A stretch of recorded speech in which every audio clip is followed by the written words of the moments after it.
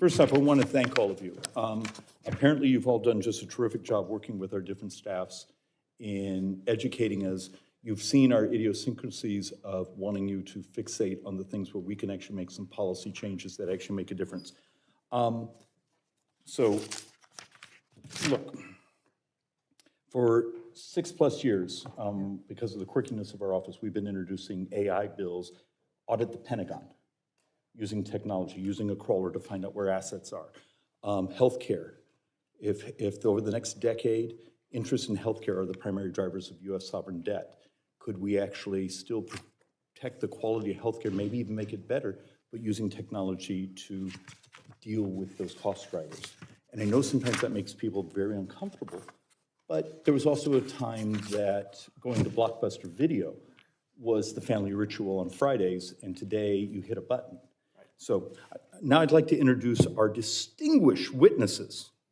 You all get to be distinguished. Dr. Sterling Thomas is the Chief Scientist at the Government Accountability Office. He leads the work conducted by GAO Scientists, Technology Assessment, and Analytics team, which provides information to Congress on emerging technologies and their application in government. Prior to his appointment at the GAO, Dr. Thomas served as Chief Scientist at Nobis, a nonprofit research institute where he applied machine learning and artificial intelligence to his research on synthetic biology. Okay, you already realize you just like doubled the IQ of, never mind. Dr. Brian Miller is a practicing hospitalist and professor of medicine and business at Johns Hopkins, and somewhat of a friend.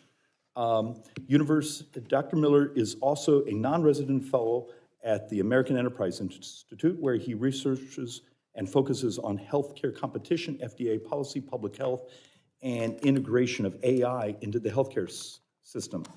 The doctor is head of AI policy at the Abundance Institute. Oh, sorry. Did I just, forgive me. Is it called the Abundance Institute? His research focuses on how artificial intelligence can be used to maximize innovation and advance human interest. Previously, he was the chief technologist at the Federal Trade Commission, where his work focused on economics of data privacy and blockchain. We should talk. I worked on blockchain before coming to this. Now I'd like to turn over to the ranking member to introduce the Democrat witness. Well, thank you so much, Mr. Chairman. And after I introduce the witness, I have a couple of opening remarks, if that makes sense. Why don't you go straight to opening remarks, because you may get stressed with having to vote on. Okay, and then I will introduce Mr. Cannarsa. So I just really want to thank you for calling today's hearing on a really important topic, and to your point, a topic that has a lot of bipartisan interest and a lot of bipartisan potential.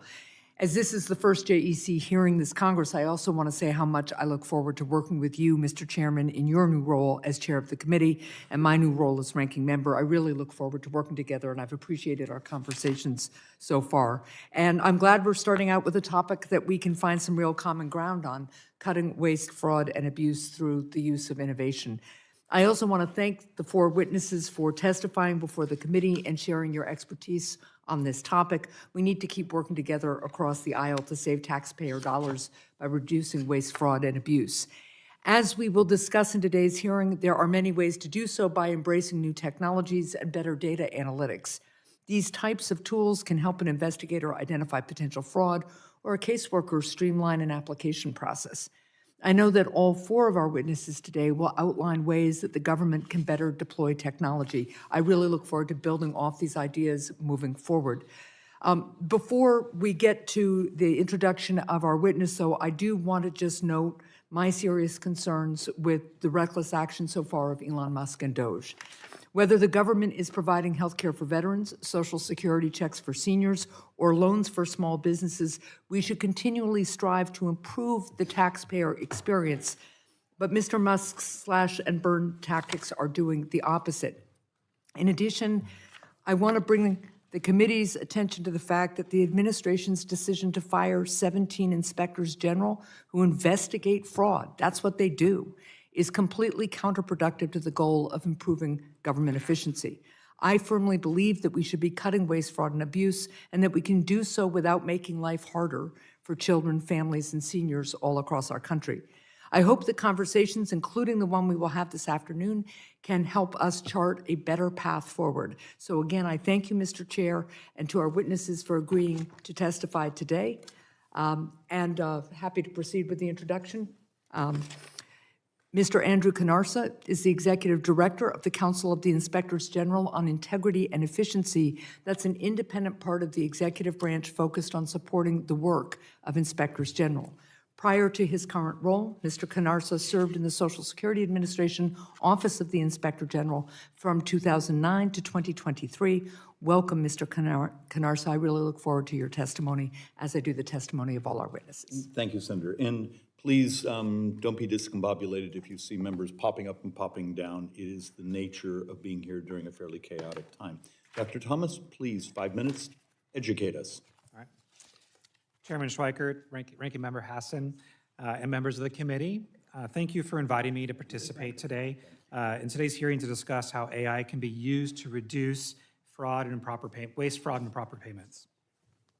As GAO's chief scientist and throughout my career in industry, in academia, and in the intelligence community, I've seen great advancements in data science. These innovations offer exciting opportunities to improve government efficiency. As you know, GAO is the nonpartisan watchdog for Congress. We have expanded our science technology team in recent years, and it includes a team of data scientists. We know firsthand from their work that AI holds great promise in furthering GAO's mission and your goal of safeguarding taxpayer dollars. My aim today is to offer 3 important actions that will help us reach that goal. First, we must continue and augment our traditional anti-fraud efforts. Second, we must apply AI thoughtfully and ensure that we use quality data to mitigate its well-known risks. And third, we must ensure that the federal workforce has the skills they need to apply new innovations like AI. Regarding my first point, GAO has a large body of work on fraud and improper payments in the federal government. Last month, one of my colleagues testified before House Appropriations on this topic. The federal government reported an estimated $162 billion in payment errors or improper payments during fiscal year 2024, and that is almost certainly an underestimate. We have outlined numerous ways that Congress and federal agencies can tackle this problem with existing capabilities. For example, Congress could make permanent the Social Security Administration's authority to share its death list with Treasury's do not pay system. These traditional methods are routinely preventing and detecting fraud. By enhancing them, we can save taxpayer dollars today without any new technology. But on my second point, I am optimistic about innovation, but we must be thoughtful about it. In data science, we often say garbage in, garbage out. Nowhere is that more true than with AI and machine learning. If we start trying to identify fraud and improper payments with so-so data, we're going to get so-so results. Broad use AI is still at early stages of development and implementation, and rapid deployment without thoughtful design has led already to unintended consequences. Before pouring data science on the problem, we need solid, reliable, ground truth data and a human in the loop to ensure data reliability and application of this technology. GAO has an AI accountability framework which lays out these and other principles. One piece of advice that emerges from such principles is to find a solution that produces the desired result with the least complexity. For example, in response to our recommendation, the Small Business Administration screened all PPP or Paycheck Protection Program loans made before September 20 with a rules-based tool. It was just looking for indicators. It wasn't using AI. And they still identified $4.7 billion in loans that went to ineligible recipients or were used for unauthorized purposes, and those loans were not forgiven. To build on that success, we need more innovation in government. In 2022, we recommended that one way to do that. Congress could establish a permanent analytics center of excellence to unlock tools that more efficiently identify and prevent fraud and improper payments. My final point is that harnessing innovation also requires a federal workforce that has the right skills. But agencies continue to face barriers in hiring, managing, and retaining staff with advanced technical skills.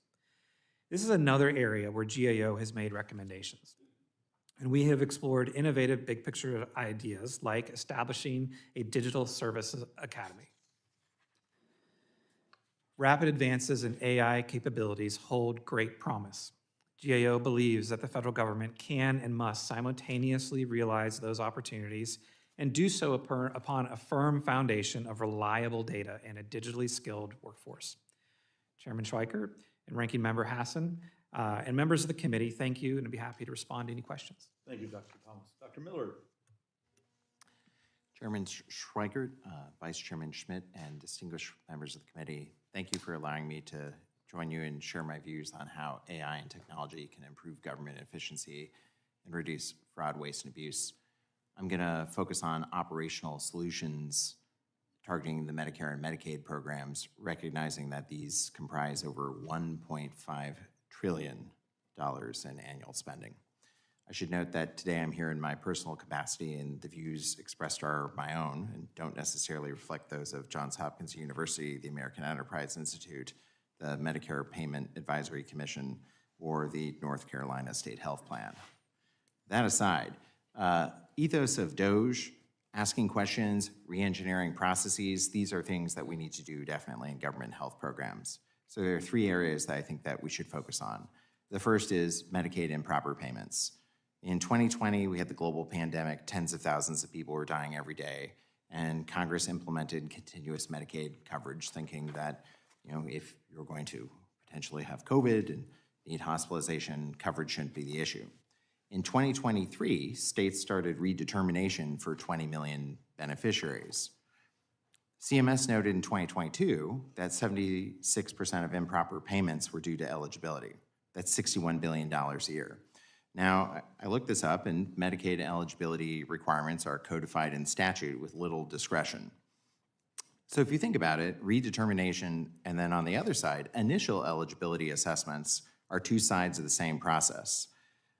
We should actually look to automate benefits eligibility. We might have to have human review first, followed by an auditing period, and then a move towards fully autonomous review, with the simple principle being, if you're entitled to Medicaid benefits, you should be able to get them, and if you are not entitled to Medicaid benefits, you should not be on Medicaid. The second area I'd focus on is Medicare Advantage diagnosis coding, which I think we've all seen the Wall Street Journal articles and the large plethora of news about this marketplace. So if you think about it, in fee-for-service Medicare, it's like running a pizza shop. You're paid if you make more pizzas. If you make a slightly fancier pizza, you're also paid a little bit more. In Medicare Advantage, it's a bit different. You get risk-adjusted capitated payment or a population-based payment with the risk adjustment from diagnosis coding. That way, if plans take care of sick people, they get paid more. If they take care of healthier people, they get paid less. It's no surprise that across these two programs that coding intensity is different. Coding intensity has three components. One is fraudulent coding. The DOJ picks you up in a black car and takes you to jail. Two is upcoding, subject to debate, but likely a no. And the third is sort of clinically appropriate coding intensity, better communication about diagnostic specificity or severity. So we've sort of studied this problem for 2 decades. You can pick your favorite health policy analyst, economist, actuary, committee, or commission, and you can get different numbers. No one has measured those three components. The research has shown that it varies across plans. I would argue that if we have predictive typing and autocorrect on our iPhones, we can automate diagnosis coding across the Medicare program. Do we want doctors spending time with patients, or do we want them doing diagnosis coding for whether you have CKD, chronic kidney disease, stage 3A or 3B? I think we can all agree that we want doctors taking care of patients. And so if we automate that, we will eliminate coding disparities across both programs, increase trust, eliminate the need for chart reviews and health risk assessments, and eliminate the wastage of both physician times and government payments. And so I would say that for Medicare Advantage, we should focus on solving problems for Americans instead of measuring them. And then the last area I want to talk about is prior authorizations. We spend an estimated $265 billion in the healthcare industry on administrative costs. Depending upon who you ask, prior authorization can be an appropriate tool to steer care, or it can be an inappropriate tool to delay care, increase costs, decrease access. And you'll sit around, you'll have stakeholders on either side showing up, telling you one thing or the other. We've also talked about this for probably longer than I have been alive. So I would say that we should start with process reform, fix the process. So let's put the fax machine lobby out of their misery. Same for PDF submission, et cetera. We should use CMS and ONC to drive automation of data submission and have it be built directly into electronic health records. So I think we have a lot of opportunity to practically make government more efficient, reduce waste, and also make the delivery system better. And thank you for the time. Chairman Schweikert, distinguished members of the Joint Economic Committee. Thanks for the opportunity to be here to discuss how artificial intelligence can transform government efficiency. America leads the world in advanced AI technologies. Private companies are rapidly deploying these tools to boost productivity and eliminate waste. But our government is only beginning to tap their potential. Of the 2,100 AI use cases identified in January of this year across 41 US federal agencies, I could only identify 17 operational systems that directly target fraud, waste, and abuse. And most of these are on a small scale. This represents both a challenge and an extraordinary opportunity. The Trump administration has recognized this. Just last week, the Office of Management and Budget issued 2 detailed memos that highlight these benefits and set forth a path both for federal government use and the procurement of AI technologies.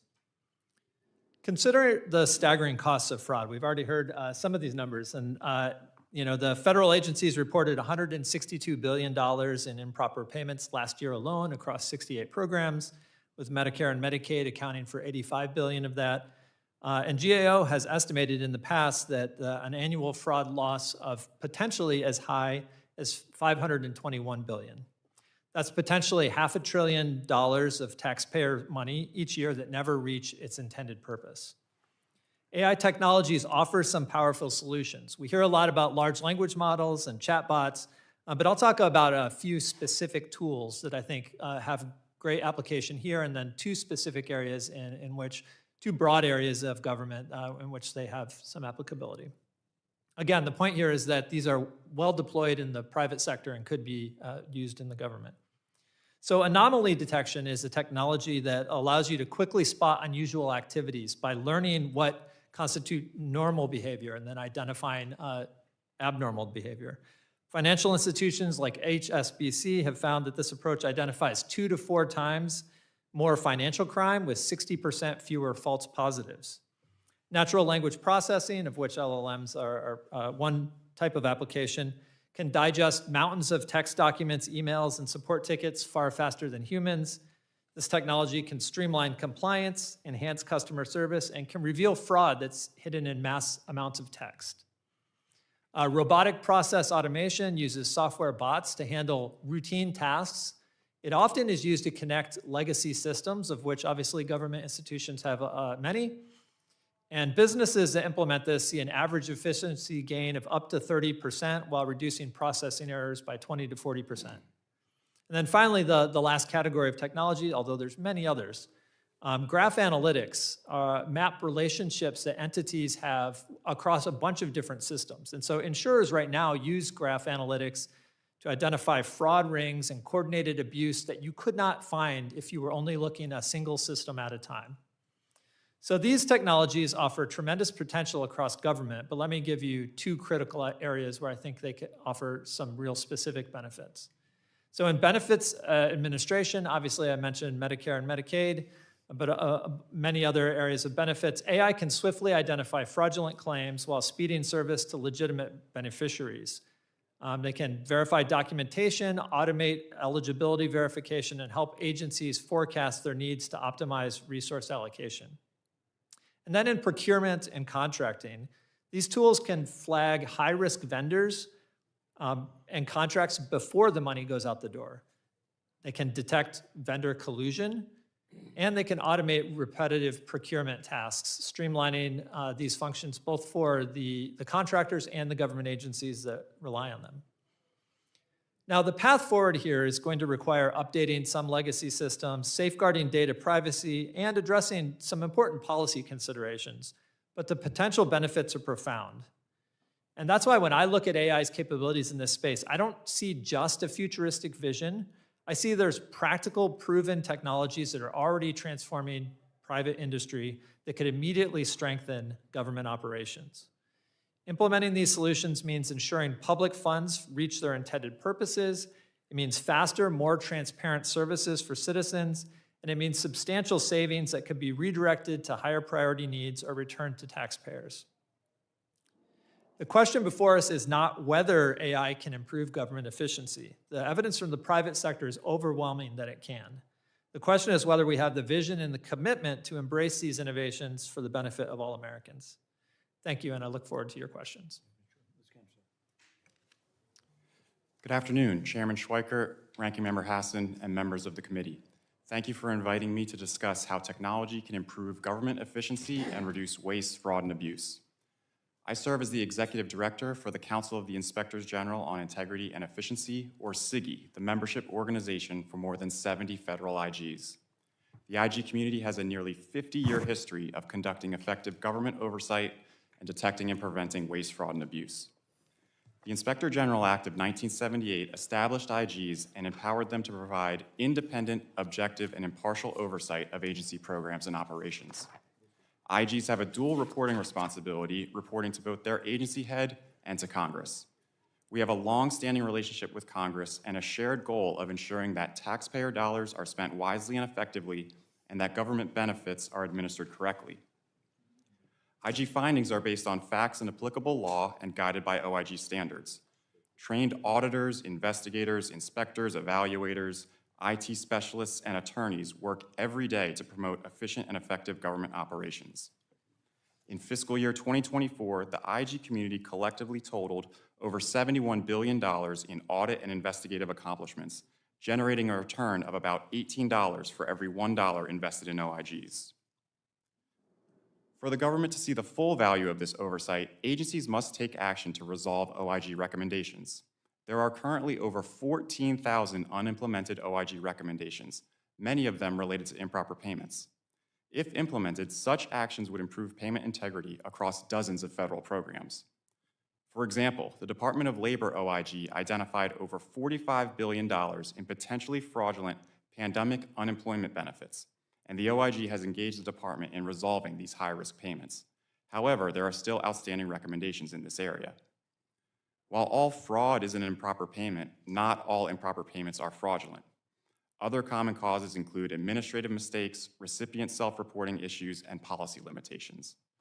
For instance, the Social Security Administration OIG estimated over $7 billion in supplemental security income errors because SSA did not follow policies or use all available tools to prevent, detect, and recover overpayments. SSA OIG has made several recommendations to reduce and collect the overpayments, but the recommendations have not yet been resolved. The use of technology is critical to the IG community's oversight work, and IGs have significant experience leveraging data analytics and artificial intelligence. While these tools do not replace investigative or audit work, they enhance IG's ability to identify anomalies for further review.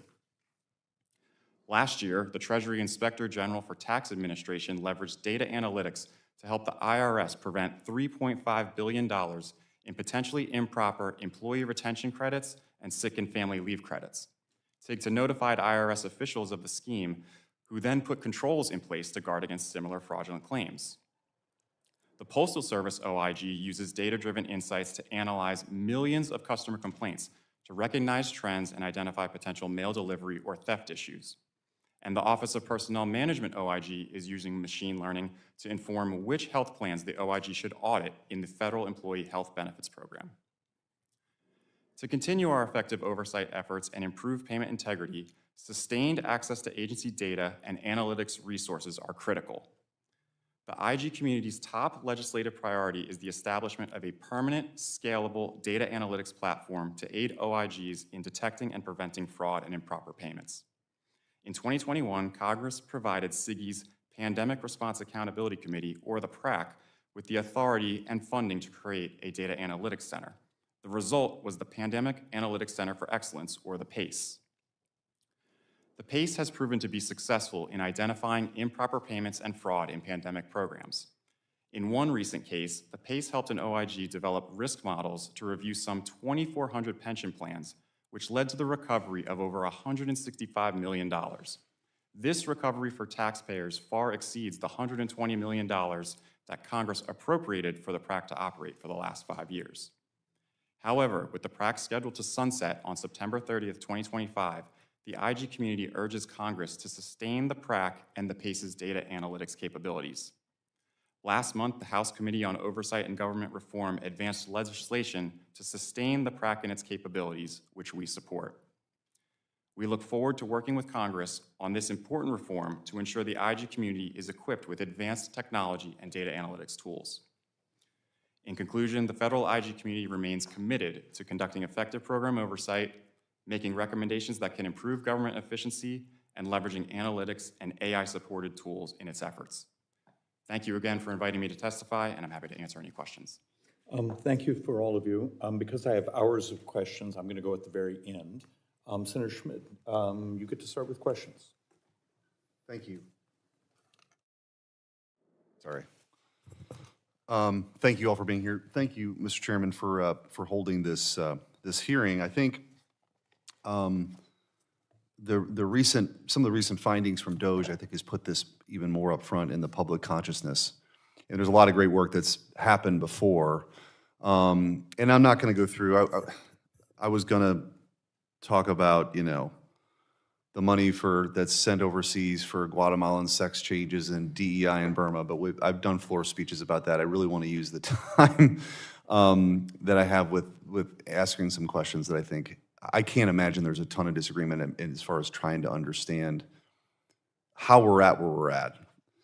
So, Dr. Miller, you brought this up in the healthcare space. I think one of the great frustrations for policymakers is that it just, the enormity of some of the problems that exist are so huge that sometimes I think that inhibits people's ability to tackle them effectively. What do you think? So you've had some great recommendations about some things that could happen, and whether it's coding or finding fraud on the front end or the back end in a much more meaningful way. It feels like, as you said, you've been having this discussion longer than you've been alive. I can relate to that. What is missing? Like, we know what the problem is. Recommendations are made, and I want to ask you this question too. What's the disconnect? Like, how are the controls not actually put in place? How does this keep happening? Why isn't, in DOJ, anyway, I'm going to stop talking and let you answer the question. So 2 reasons. One is whether it's fraud or an improper payment, that's someone's revenue, and that person who has revenue doesn't like it when you take their revenue away. So that's a political issue. After that, there's the operational issue, which is often we measure the problem, we issue a nice report, write a nice paper, and then we don't get the agency wheels going to address it. So we need to have oversight, public attention, and energy directed at getting the agencies to execute an operational plan. If they don't have an operational plan, have an operational plan. For example, we know that there's often fraud in procedures, and if a procedure takes 2 hours and you bill 20 of them in a day, that's clearly not possible. We should have prepayment claims editing in Medicare and Medicaid to prevent that from happening. We don't.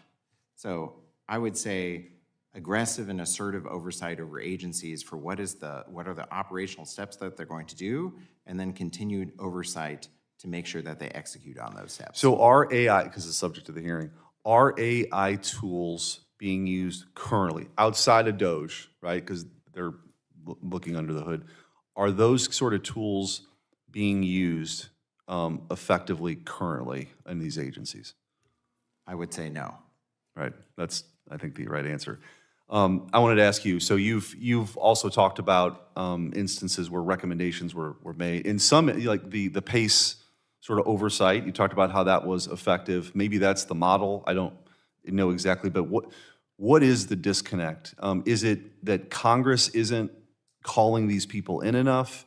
Is it that if it's not, there's not a point person within the agencies that are actually responsible for this? How would you diagnose the problem to be able to fix?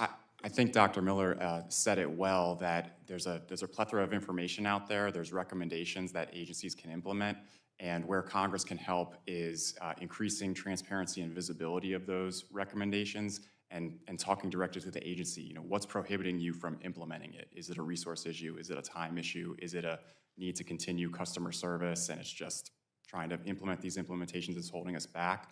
I think the information is there. It's understanding what's holding the agency back. Are there any other, obviously there's the power of the purse and there's the appropriations process. Are there any other, as you guys have found, any of you, are there any other hammers that are out there that would actually hold some of these folks their feet to the fire to actually implement these things? I might flag something quickly from the OMB guidance that just came out last week.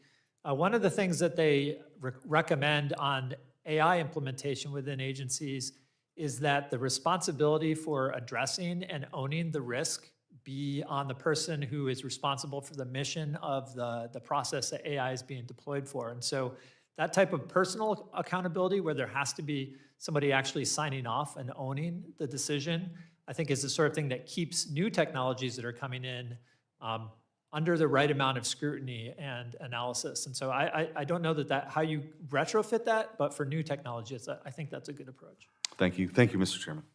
Thank you.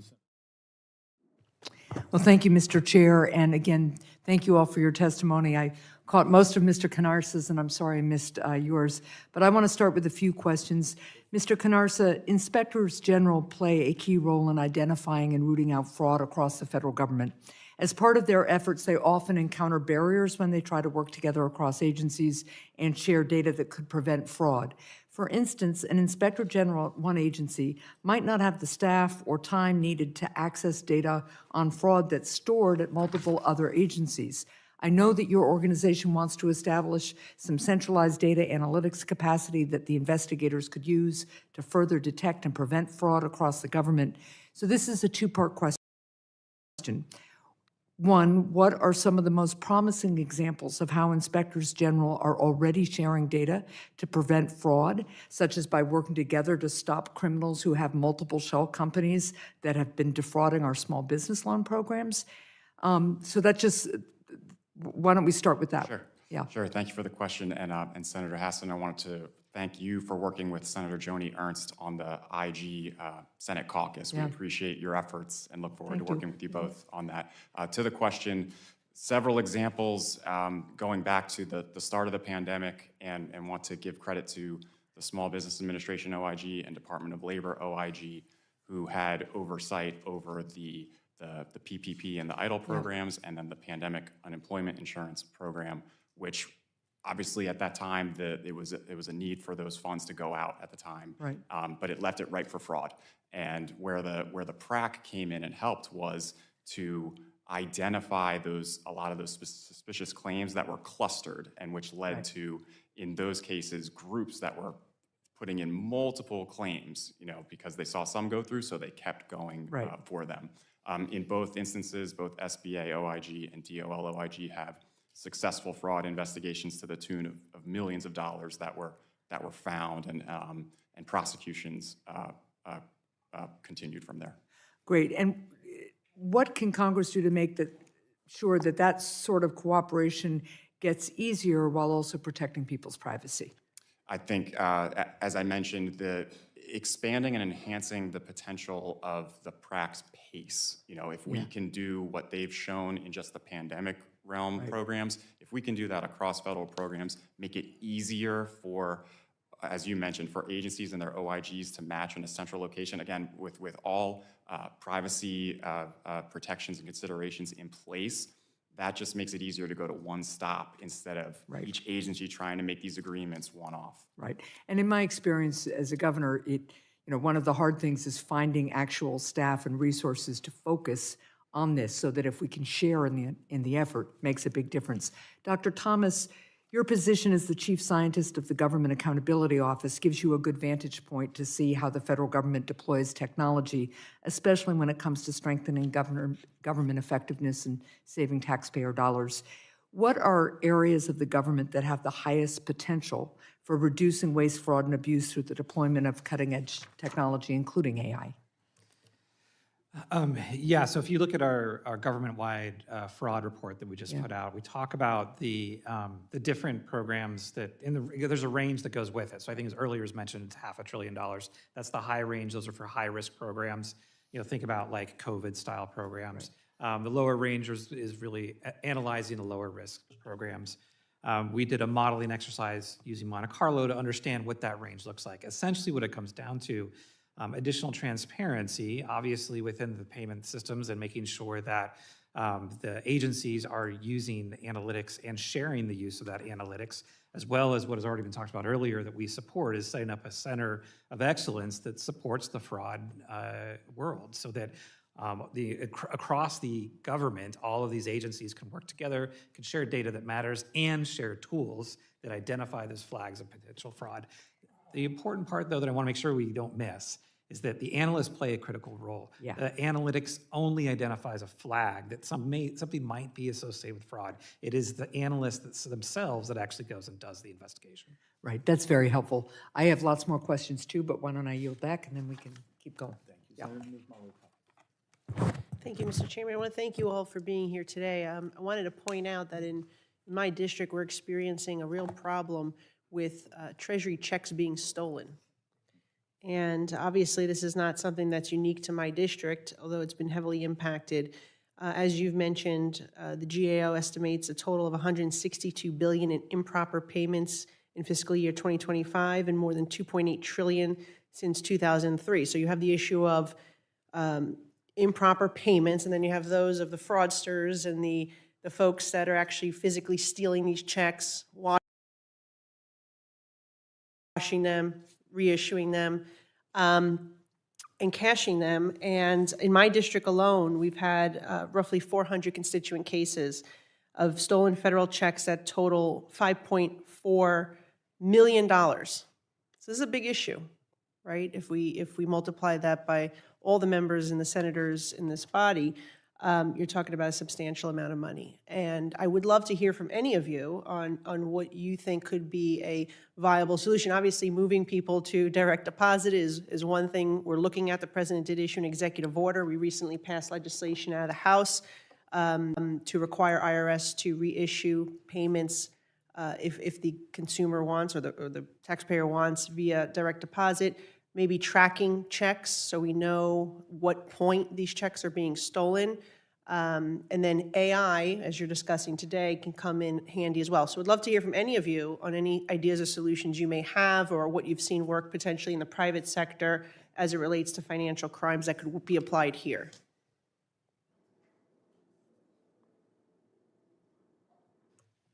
Yeah, so I don't have an answer for the direct question of what do you do about washing checks, Congresswoman, but I appreciate the question. Within how do you, so we're talking about really fraud, because fraud is where you get into the point of someone's purposely trying to defraud the government, which is what this is about. Analytics certainly and AI could certainly help this by tracking the actual payment beyond just the check, making sure that the individual is actually receiving it, providing some sort of methodology to check back. Those are types of things that the private sector uses that can then be repurposed potentially for the government. It is not an area that we have looked into, though, at GAO. Okay. Mr. Chilson? So obviously taking the middleman, taking the middleman out, which is the mailbox, I guess, and doing direct deposit makes a ton of sense. It's not really an AI approach. It is obviously an established technology, but there you're relying on the commercial sector, which does have a lot of capabilities to identify, when electronic payments are working and when they're not. Electronic payments are not fraud-free, but the companies have spent a lot of money to identify how to make sure that money moves properly between accounts. And so I do think that the more you can move people to that type of approach, the better it will be. Mm-hmm. Dr. Thomas, in your testimony, you highlighted the need to extend the Social Security Administration's authority to share its full death data master file with the Department of Treasury, which is set to expire next year. And I would like to know your thoughts on how much this has recovered, how successful it's been. It's my understanding it's about $31 million in payments. And can you highlight any other multi-agency data sharing that needs to take place? I would love to, but I want to make sure I give you exact information. So if you don't mind, I'll get back to you on that. Okay, no problem.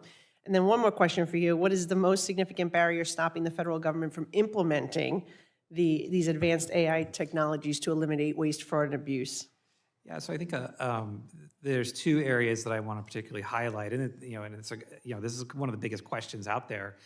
And the first one I think we've already talked about quite a bit, which is just the partitioning of data, trying to make sure that data is available to the anti-fraud community so that we can track people across the different parts of the government and track the information so that it can actually be used for large types of analytic models. The second is actually just as important and probably needs to happen before the first, which is a foundational data that is validated, that shows these are actual indicators of fraud or improper payments. We can't get into a habit of marking something that is not fraud and making a guess at it. We do actually need to go through the entire process with the IGs to make sure that something has actually been validated and put that into kind of a gold standard data set. That is going to produce the best outcome for our analytical tools. Thank you. Mr. Chairman, thank you very much. And Senator Hassan, thanks for holding this together. And thank you all very much for being here. I really, really appreciate this. And I'm so many questions I want to ask, but let me just start with, we've watched Elon Musk and his Doge team recently go after waste, fraud, and abuse. And you've laid out the case very strongly for why that is necessary. These many hundreds of millions of billions of dollars out there. Let me just point out, though, that most of this seems to be improper payments or folks stealing checks. I'm not quite sure the connection between the huge amount of waste, fraud, and abuse you've identified and firing half the people at the Department of Education, laying off 20,000 people at HHS, getting rid of the U.S. Institute of Peace, firing all probationary employees. None of that seems to address the waste, fraud, and abuse that you are trying to find very constructive, honest ways to deal with. And I still remember fondly, I just figured out it was 50 years ago that the little family business where we were doing all of our records by hand with a pencil and an 10-key adder. And on December 1st, 1975, I moved it to the internet.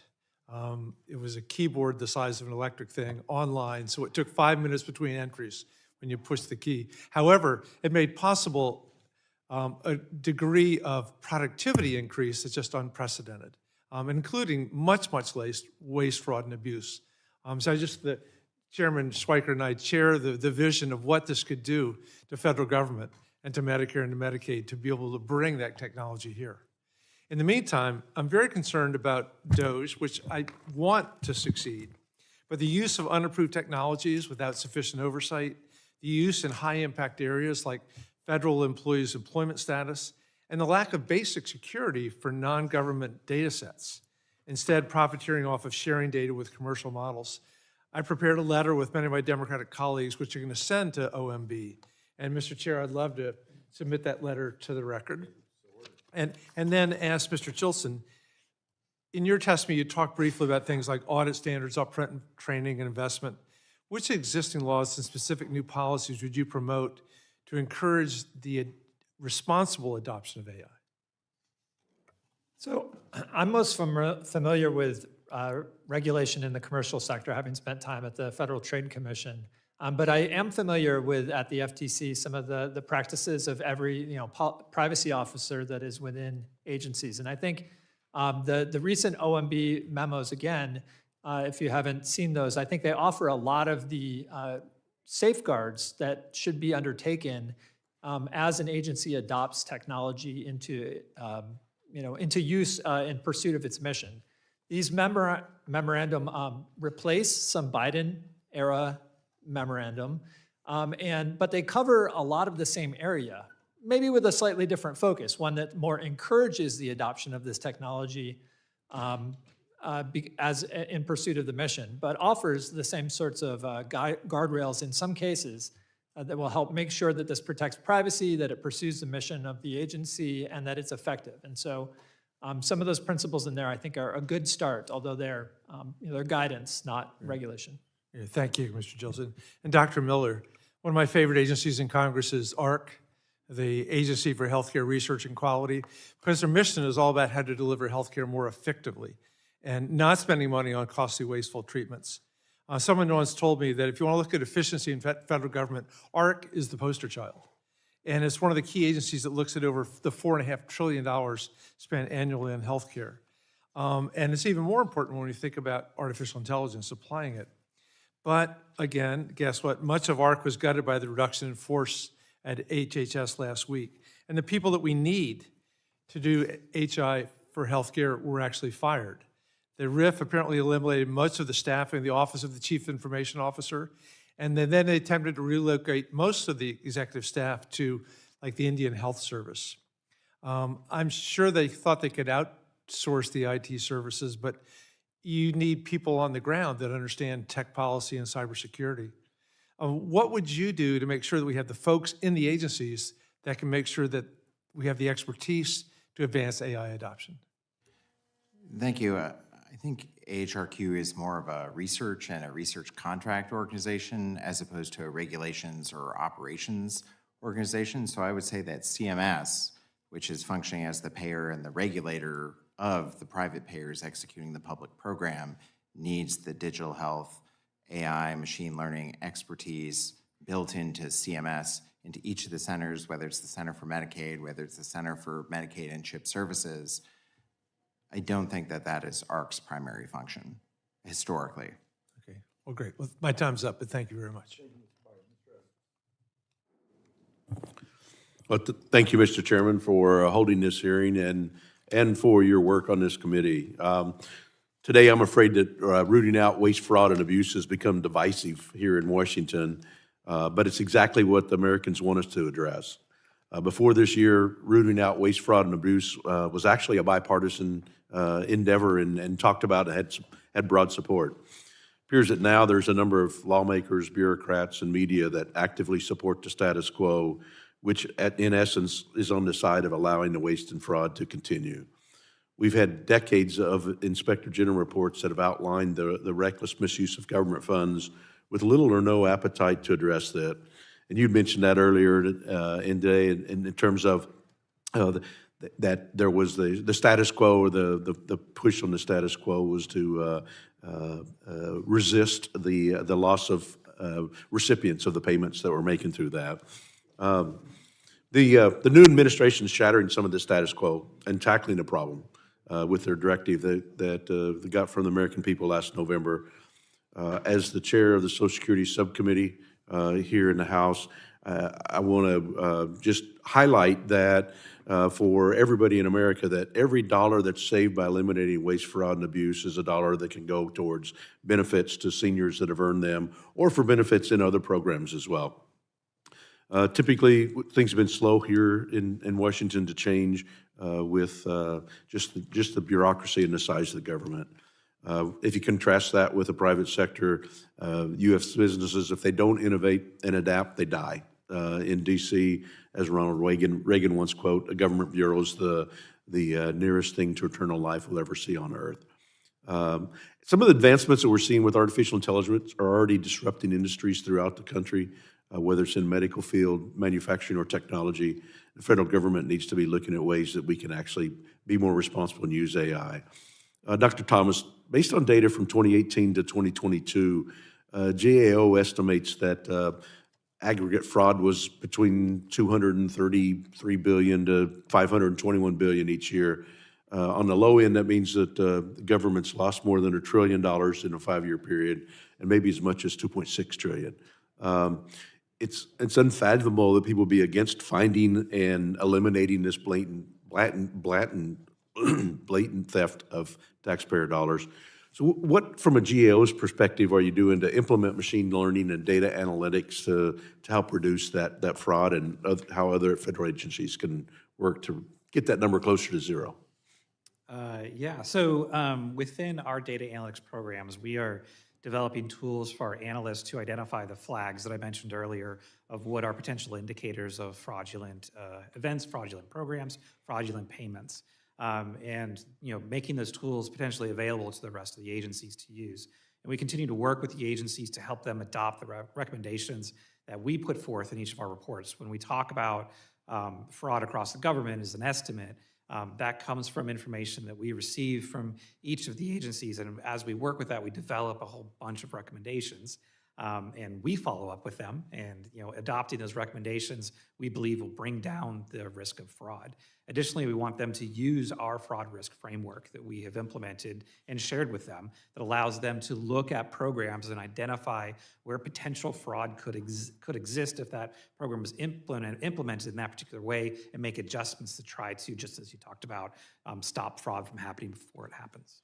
Thank you. Mr. Chilson, I think when we talk about rooting out waste, fraud, and abuse, sometimes a false narrative gets promoted that the federal government is taking away benefits from Americans that have rightfully deserve those.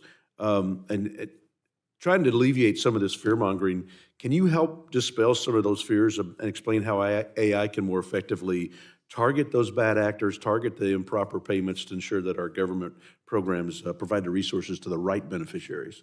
Well, accuracy is really important, and what we've seen in the private sector is that these tools can help both eliminate fraud, but also serve the people who are rightfully getting benefits more quickly and accurately. And so I do think that we have opportunities in this space. The financial sector does this all the time.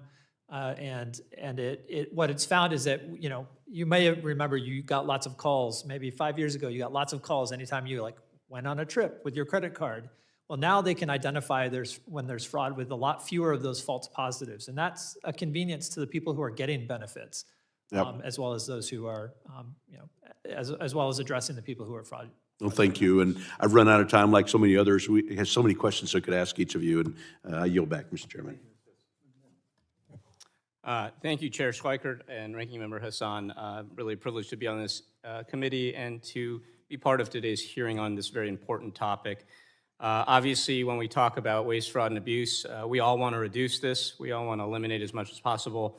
Ensuring that taxpayer dollars are spent effectively is part of our mission here in Congress.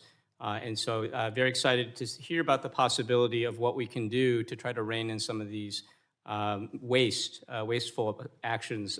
Every year, the federal government disperses trillions of dollars, as we know, across thousands of different programs, healthcare, infrastructure, defense, disaster relief, and on and on and on. And of course, with this level of spending comes the inevitable challenge of effectively managing waste, fraud, and abuse.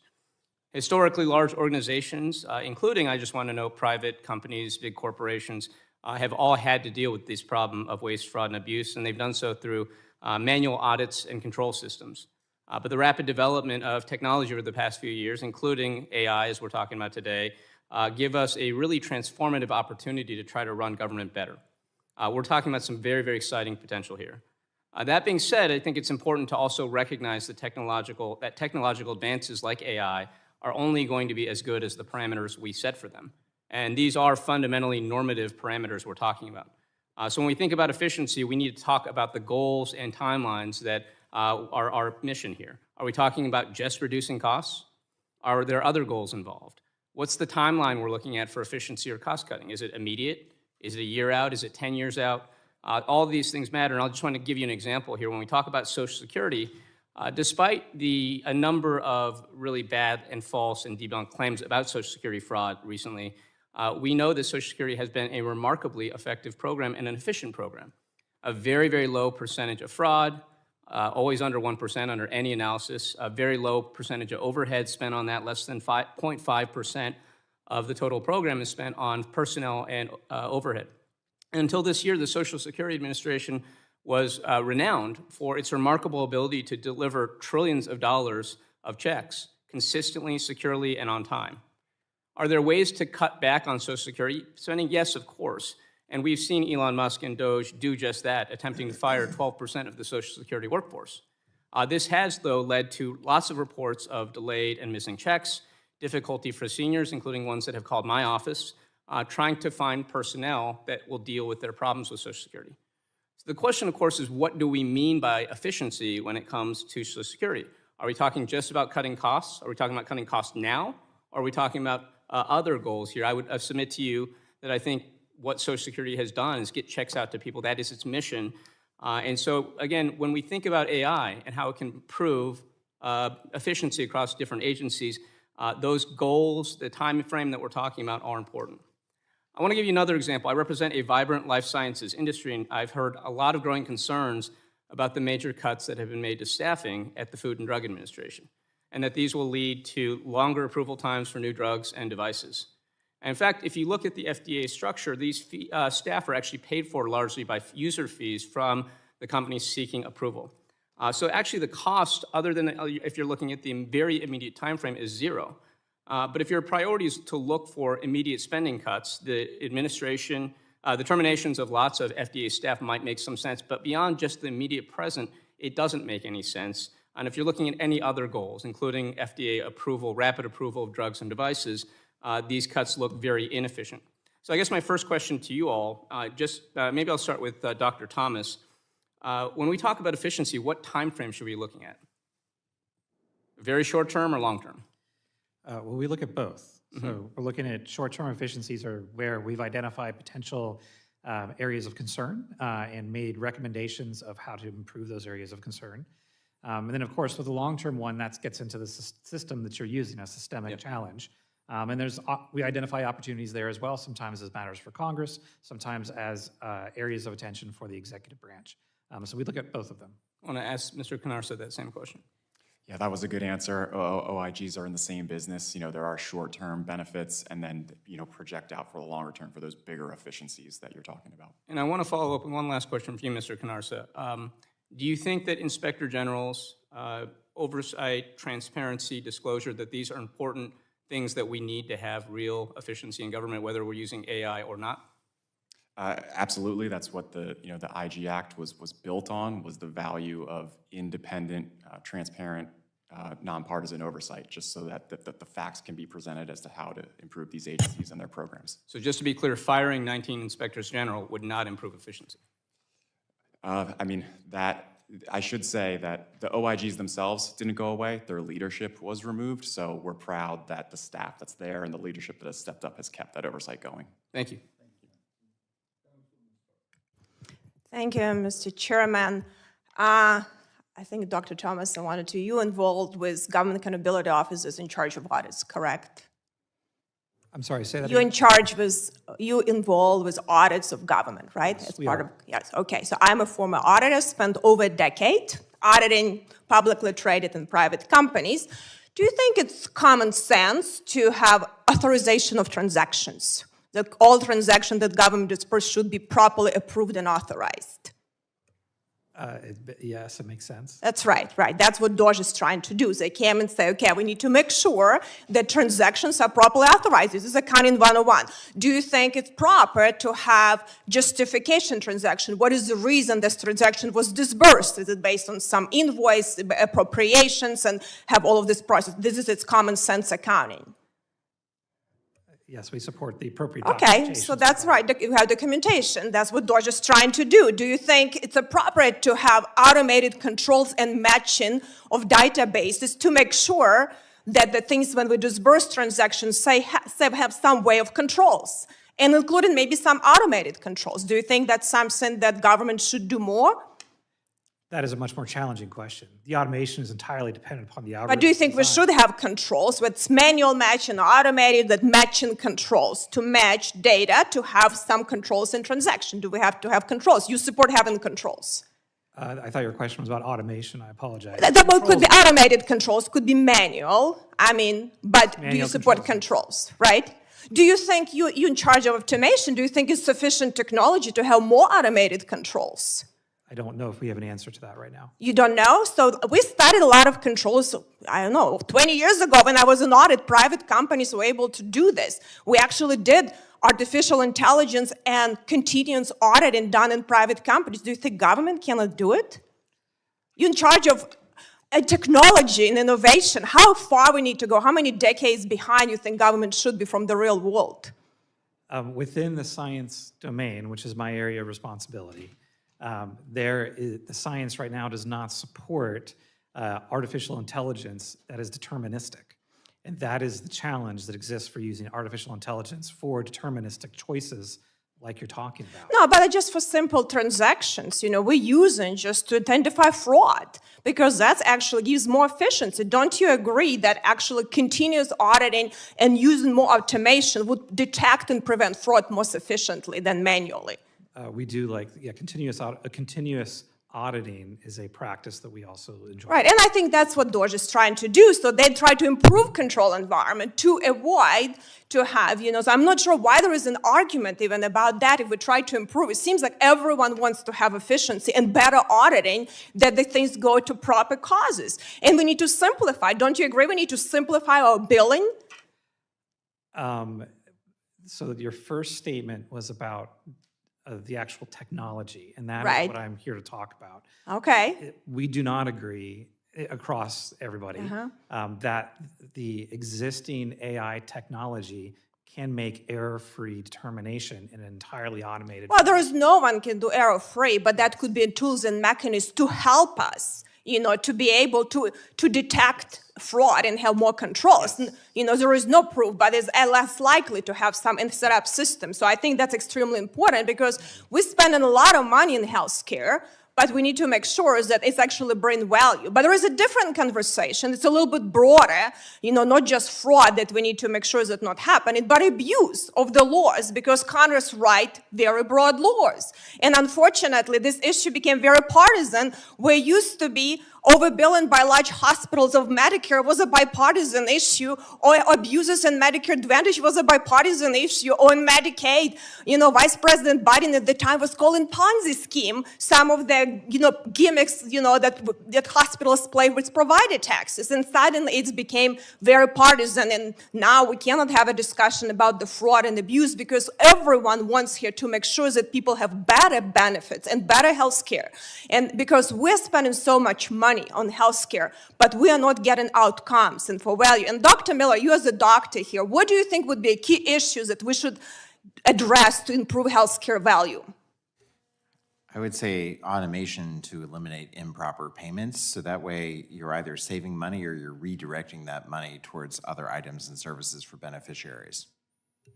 Okay, so it seems like we should be much more bipartisan support and agreement on this issue and not a partisan issue because we want Americans to be healthy because a healthy nations, that's the only nations can be strong. But thank you, and I yield back.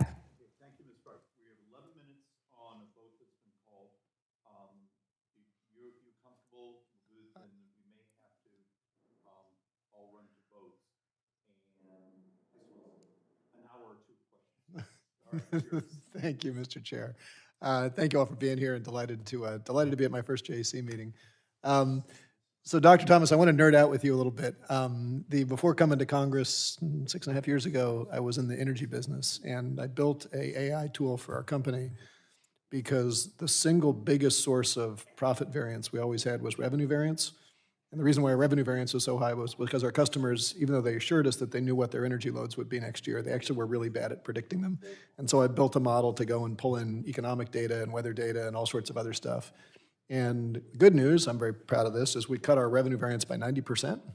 The bad news is I got all of this precision and no fundamental knowledge of what was going on. I had very good curve-fitting data, but lost knowledge. I remember saying this to my head of engineering at the time, and he said, in his wise way, that's the story of every advance in technology. We get more precision at the expense of knowledge. My GPS tells me where I am, but I don't remember how I got here.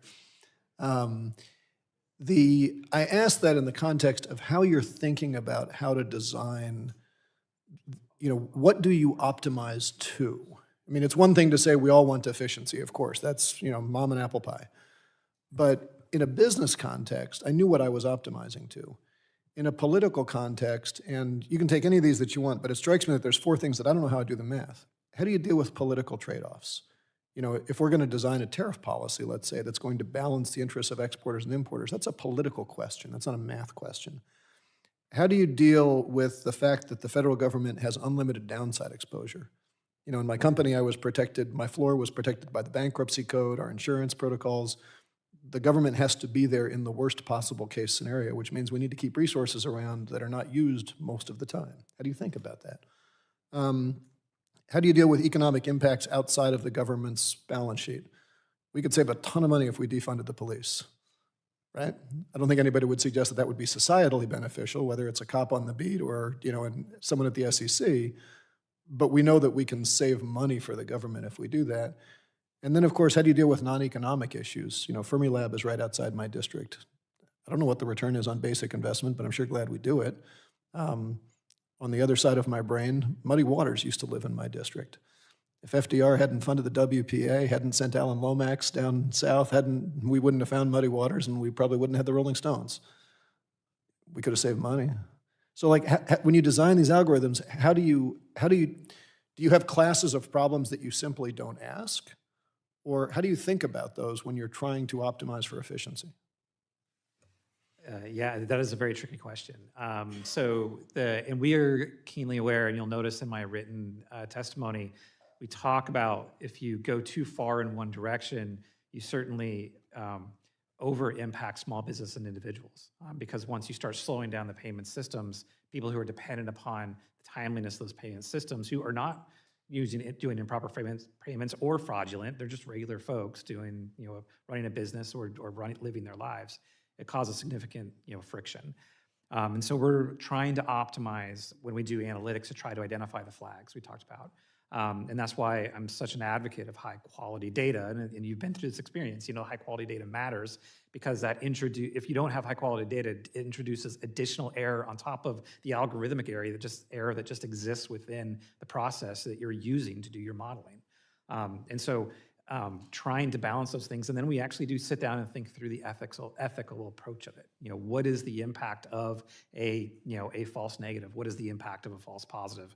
Of course, at GAO, we are interested in reducing fraud to zero in theory. So, and I know we're going to be tight on time here, but all of that makes perfect sense to me. It raises the next question. What DOGE is doing, are they only using algorithms that have gone through your sort of ethical test to run traps, or are they running algorithms outside of your process? So we have only recently been asked to look at what DOGE is doing. And so that is. So you don't know? We just started. And so we're not ready to comment on that, but we're. Okay, so to the extent DOGE is using AI tools, no one on this panel knows what they're doing. That's a flag. To anyone on the panel, is it your view that if we identify a putative relationship, some opportunity for efficiency, because when I built these algorithms in my company, I didn't get to just change our budget. I had to go to our board for approval. Is it your view that the executive branch can implement these changes right away without coming to Congress for approval? Does anybody maintain that position on this committee? I think there are plenty of tools that, yes. I'm just asking whether the Impoundments Act and the Rescission Control Act trump here. Because I think to Dr. Thomas's point, we can learn a lot from AI. We still need to run ethics tests on the back end. And it is an important question whether we think the executive branch can act without congressional approval to implement what they learn without even telling us what they're doing, because it sounds like we don't even know what the hell DOGE is doing. You can answer, we're down to 5. So Okay. it's probably time to get on.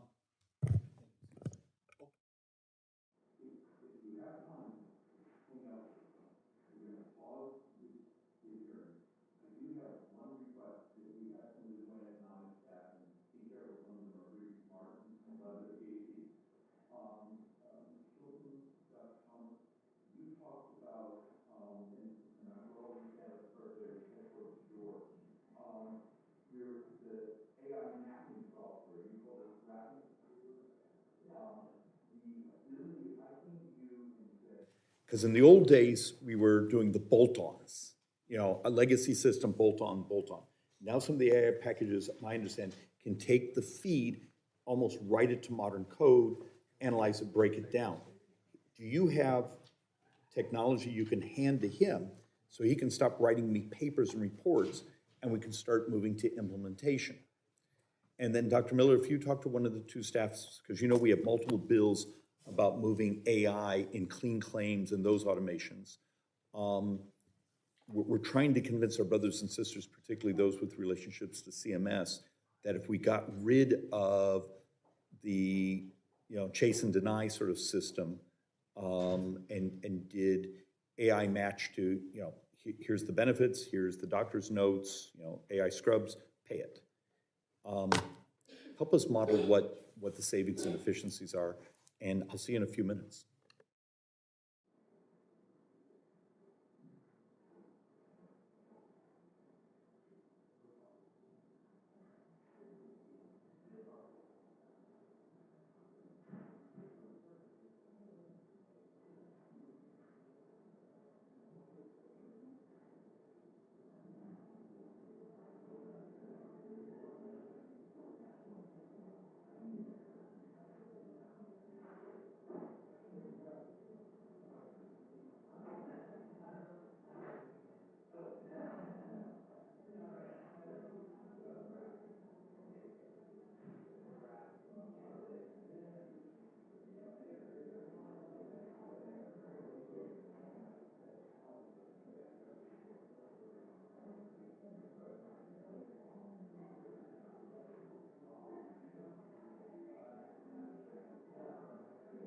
Your technology, your understanding of the technology, march it over to GAO, or actual agencies.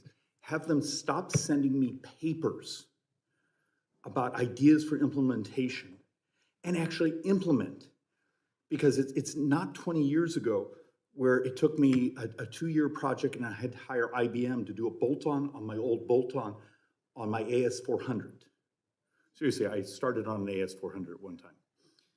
Why do you laugh at that? But I'm really serious about this. The ability to take data sets today and just get going on it. I thought you already had certain, I don't know if they technically qualify as AI programs, but translational programs that will take my old stuff and now it's Java, now it's whatever. How do you help it? I don't know that GAO particularly needs my help on this. I think Dr. Thompson has it Thomas has it well under hand. But the agencies face a lot of challenges for a bunch of different reasons. I mean, they're all their own special creature, and so whether it's funding, a lot of it's expertise, but a lot of it is just the status quo of how things have happened in the past, and so they don't set up a big plan, right? And so I think demanding a sort of action plan is probably the Is first there a way step. to standardize that action plan? Where, okay, look, has been pointed out, the cost of high-end talent, our compensation schedules is one of the reasons we can't keep them. We've already learned, whether it be the Wall Street Journal series in regards to MA, or some of the other things, sometimes the one that bathes only on occasion, but's a dropout of MIT because he was already bored, has the ability to do things in hours that would take some of those years. We've all had one of those in our lives. I'm just trying to figure out how to move away from having another hearing, another conversation, to actual implementation. A decade ago, I was positive blockchain was going to be my way to build universal databases, access hierarchies of permission. I have an expertise in blockchain node coding and design. And I'm here a decade later and it didn't go anywhere. So help me. Yeah, I think it's less of there is obviously the technical problem of how do you provide these tools, but I think there is very much a social and political challenge here, and that's an area that I'm not a deep expert on, although I've seen changes at the Federal Trade Commission primarily. Okay, Dr. Thomas? Yeah, and I'll, in this instance, if you don't mind, I'll talk from my professional experience as opposed to GAO, because I don't think we have a body of work quite on this topic yet. There's two areas I think you're getting at. One is just the workforce, right? And there are very bright people who are interested in working for the government because it makes a difference, right? They're mission oriented. They don't, maybe are not, they're at some point in their career whether they're not after the big money or they've already done that. So that's happens because I'm one of them. I'm one of those people who've done that. But the second part is that getting the new technology into individual agencies one by one is a challenge. Okay, so can I give you, and tell you, you're more than welcome to say I'm way over my skis and out. Okay, so I have dozens and dozens of different government entities. They all each have their own databases, their own mechanisms. If I had them basically hosted, with their own sets, their own permissions, but in a common area, could I actually have a machine learning package that first does this one, then rolls to this one, then rolls to this one, and you actually do where it actually gives you your optionality on your data sets and externality, where it's seeing abnormalities and those things. Yeah. And in that case, it's a central AI shop. But because we're actually heading towards a world where we're going to do some more data sharing to find out, so like we've learned with some of the Social Security databases, the death file, because it didn't have access in so many things over here, people would steal grandma's identity, but grandma hasn't been with us for a while, and they were taking out loans. And that's elementary school level coding of just sharing data. Is the concept of, you've talked about professional skill sets and staff, but could it be in a single island instead of going around to the individual agencies? Is that a... It can be done. Now, remember, the rules for privacy of the data is defined by Congress, so that's something you can change. But look, the Defense Department keeps much of its data in an encrypted cloud. So yeah, we get the national security data is a little bit different. My iPhone has an encryption chip in it. The fact of the matter is, this is more secure than any HIPAA database out there. Yeah, but as a scientist, what you're describing is a great environment where the data is there, the analytics are there, the technology exists to create role-based permissions so that you can control who accesses what within a centralized system. The technology's there. I think there are barriers within the government. A lot of it come down to the rules that have been put into place. Okay, am I insane? Excuse me, am I being too techno-utopian? I think the aspiration is worth pursuing. I think that some good points have been raised that it's about empowering the agencies, with maybe, is it dedicated resources to push forward. But in your vision, it's the talent is at the agency, and one of the conversations I've had with certain folks is saying, create the talent, but they capture the agency's data more from a central hub. I think my point is it's priorities, and we were talking about it briefly here, that a lot of these agencies, they're in the business of their customer delivery, they're trying to keep the business going, and it's whether it's implementing the recommendations I talked about from the OIGs, or it's pursuing these advanced tools, it's prioritizing for them what's important, what's going to deliver the greatest return. I'm going to come back to you on that. Okay. Forgive me, but Dr. Miller is one of my favorite people, which, trust me, in this place doesn't get you much. If I came to you right now and said, give me the 3 things technology can do to change the cost and access to healthcare for the better for society, give me the 3 pieces of legislation someone like me should be trying to drive through this process, what would you do? I'd focus on the plan admin processes, which are the 3 things that I mentioned. So the automation of Medicaid eligibility, because it's categorical and financial. There's not really discretion involved in, a lot of discretion involved in Medicaid eligibility, so move it towards automation. Require CMS to do that and have a clear timeline. Okay, so you'd have the Medicaid eligibility, grab the state data, and CMS do the match. Or the Would you do a match to private data? To what data? In Ways and Means, we've talked about certain things where we have certain earned income tax credit benefits, those things. instead of putting them on delays for a couple months to see if you get multiple, requests under the same social security number, if you did a match to certain commercial databases saying, oh yeah, consumption matches reported income, send them their check.